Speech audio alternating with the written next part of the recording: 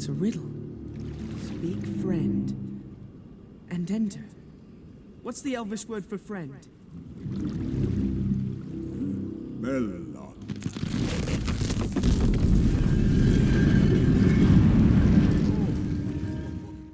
We are all acquainted with the Lord of the Rings movies, which centers itself around the Ring of Power. As a foundation, the movies use the 6 books of J.R.R. Tolkien that are split in 3 volumes: The Fellowship of the Ring, The Two Towers and The Return of the King. It's one of the more influential fantasy stories of our time. In the first volume, we can read, "As for any inner meaning or message, it has in the intention of the author none. It is neither allegorical nor topical. As the story grew it put down roots and threw out unexpected branches, but its main theme was settled from the outset by the inevitable choice of the ring as the link between it and the Hobbit. The crucial chapter, The Shadow of the Past, is one of the oldest parts of the tale. If there are any allegorical elements to this fantasy story, we can assume it did not come from Tolkien's conscious mind, but instead from his unconscious mind. From the unconscious there emanate determining influences which, independently of tradition, guarantee in every single individual a similarity and even a sameness of experience, and also of the way it is represented imaginatively. One of the main proofs of this is the almost universal parallelism between mythological motifs. It has been known and accepted for a long time now that every individual has a conscience and an unconscious mind, and that this unconscious mind exerts a big impact on the conscious mind of individuals without them knowing about it. This impact is the consequence of the collective unconscious. The collective unconscious is a part of the psyche which can be distinguished from a personal unconscious by the fact that it does not, like the latter, owe its existence to personal experience. The contents of the collective unconscious have never been in consciousness and therefore have never been individually acquired, but owe their existence exclusively to heredity. Whereas the personal unconscious consists for the most part of complexes, the content of the collective unconscious is made up essentially of archetypes. In almost every mythological, fantasy or religious story throughout the world, we find themes that bear striking similarities.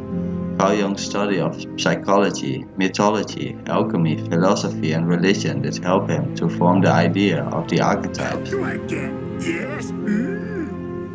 I don't think so. I'm looking for a great warrior. The concept of the archetype, which is an indispensable correlate of the idea of the collective unconscious, indicates the existence of definite forms in the psyche, which seems to be present always and everywhere. Archetypes possess the capacity to initiate, control and mediate the common behavioral characteristics and typical experiences of all human beings. Thus, on appropriate occasions, archetypes give rise to similar thoughts, images, mythologems, feelings and ideas in people. In the mythological world of Tolkien, we naturally find a lot of archetypes like Gandalf the wise old man, Aragorn the king, Boromir the warrior, the smaller than small and greater than great hobbits who are archetypical manifestations of the child. There were 2 hobbits. Do you see 2 hobbits with them? It would be small. Only children choose. Legolas and Gimli as forces of nature, to name just the characters of the Fellowship. One of the main and most known archetypes which we will discuss here further is the Shadow.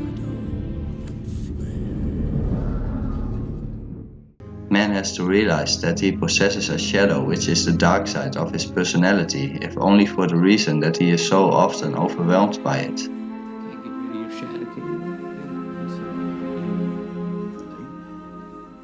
What demon? Everybody got the demon here, okay? The demon lives in The demon of the ancient world. If we step through the door of the shadow, we discover with terror that we are the objects of unseen factors. To know this is decidedly unpleasant, for nothing is more disillusioning than the discovery of our own inadequacy. It's like banging on a door. You knock on a door, and the door opens slightly, and behind that door it's dark, and there's loud noises coming, like there's wild animals in there or something. In Thus Spoke Zarathustra, we can read in Noontide, which is the first chapter after the Shadow, about the golden ring. What, had not the words just now become perfect, round and ripe? Oh, for the golden round ring, whither doth it fly? Let me run after it, quick. Carl Jung, in his writings about rebirth and experience of the transcendence of life, interpreted this image of the ring as follows. The moment of eternity is the noonday hour sacred to Pan. Even the golden ring, the ring of return, appears to him as a promise of resurrection and life. There are a lot of stories, legends and myths in the history of mankind about the ring, and they all point in different ways to one certain meaning which is relevant to every individual. For example, we can read about Plato's ring of Gyges that gives invisibility, Sir Parsifal's ring that makes him invulnerable to death, or the ring of Nebulon that grants the power to rule the world. In the Lord of the Rings story, we find the ring of power which can grant longer life, invisibility, and for certain wearers the power to rule the world. For us, the ring is a symbol for our inner shadow, or dark desires and qualities, which in the final analysis boils down to one certain craving, which has in certain regards a will of its own. In the movies, we see this inner shadow manifested in different characters who are all tempted by the ring. Don't tempt me further. No one seems to be safe for its inner temptations. In these characters, we see all of them lose control over their own will by their shadow for a while or totally. They are getting possessed by the dark side of their being. Unfortunately, there can be no doubt that man is, on the whole, less good than he imagines himself or wants to be. Everyone carries a shadow, and the less it is embodied in the individual's conscious life, the blacker and denser it is. I gave you the chance of aiding me willingly, but you have elected the way of pain. Probably the most memorable character in the movies is Smeagol in Gollum. He represents our own inner struggle, the ultimate and final battle in our inner being. He hates and loves the ring, as he hates and loves himself. Which is the reason why he is so popular and liked by people. We see a lot of our own unconscious qualities and battle in this character that most people deny about themselves, because everyone likes to see himself as a good moral person. When an individual makes an attempt to see his shadow, he becomes aware of those qualities and impulses he denies in himself but can plainly see in other people. By watching Smeagol vs. Gollum, we are witnessing our own inner battle between the ego and our shadow. I hate you. I hate you. Ego and shadow, indeed, although separate, are inextricably linked together in much the same way that thought and feeling are related to each other. The ego, nevertheless, is in conflict with the shadow in what Dr. Jung called the battle for deliverance.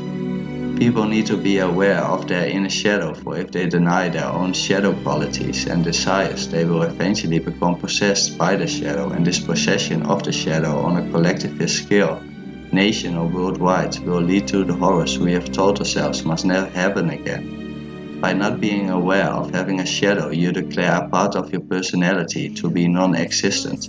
Then it enters the kingdom of the non-existent, which swells up and takes enormous proportions. If you get rid of qualities you don't like by denying them, you become more and more unaware of what you are. You declare yourself more and more non-existent, and your devils will grow fatter and fatter.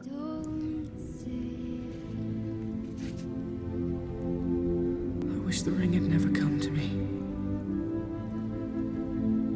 I wish none of this had happened. So do all who live to see such times, but that is not for them to decide. All we have to decide is what to do with the time that is given to us. One could see the shadow as the Latin phrase homo homini lupus, which means a man is a wolf to another man, or as an old Native American proverb goes, there are two wolves fighting in all of us. The first one is evil, the second is good. Which wolf will win? The one you feed. The shadow is a moral problem that challenges the whole ego personality, for no one can become conscious of the shadow without considerable moral effort. This act is the essential condition for any kind of self-knowledge, and it therefore as a rule meets with considerable resistance. And you peer into the darkness and you can't see what's there, but you can hear all this ugly stuff. You want to step into that room? No way. You just sort of back out quietly, pull the door shut behind you, and walk away from it.